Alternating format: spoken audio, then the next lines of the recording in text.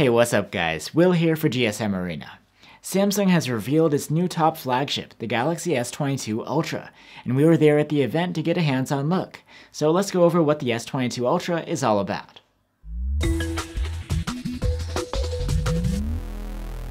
The S22 Ultra looks quite different from the S22 and the S22 Plus. Besides being larger, there's a more angular Galaxy Note-like design, with a flat top and bottom and no camera bump.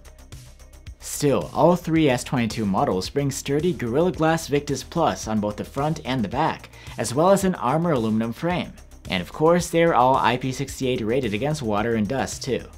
Samsung has discontinued its Galaxy Note lineup, but with its stylus, the S22 Ultra is the spiritual successor, especially since you can carry the stylus in its own built-in dock.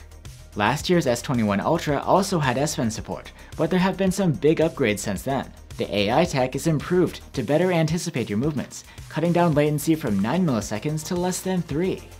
The handwriting recognition is improved too, with 12 new languages recognized, for a total of 88. And there's something new called Quick Note. You can create links in your notes to content in the web browser, the gallery, or messages. The display of the S22 Ultra is a curved 6.8-inch OLED with a QHD resolution and fast 120Hz refresh rate. There's also a responsive 240Hz touch sampling rate if you enable gaming mode. Samsung claims that this panel is quite bright, with up to 1750 nits of max brightness. There's also a new feature called Vision Booster, which will remap tonal parameters and contrast on screen based on the ambient light. This will maximize visibility even under direct sunlight. And you get a pair of stereo speakers for your audio too. The S22 Ultra will come with one of two chipsets, depending on the market, either a Snapdragon 8 Gen 1 or an Exynos 2200. Both should provide top-tier chipset performance, as you'd expect from a new flagship. Just like last year, the S22 Ultra has a 5000 mAh battery. You still get 15-watt wireless charging, but wired charging has improved, with support for up to 45 watts now. There's again no charger in the box though. On the back, the S22 Ultra has a 108 megapixel main camera, a 10 megapixel telephoto with OIS and 3x optical zoom, a 10 megapixel periscope with 10x optical zoom, and a 12 megapixel ultra wide.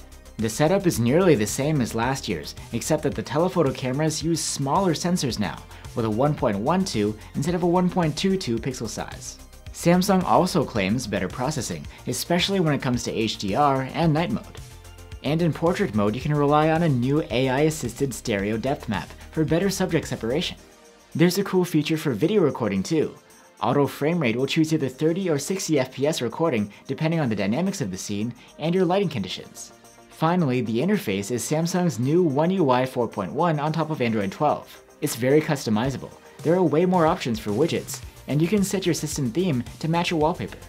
One UI 4 also has a dedicated privacy dashboard.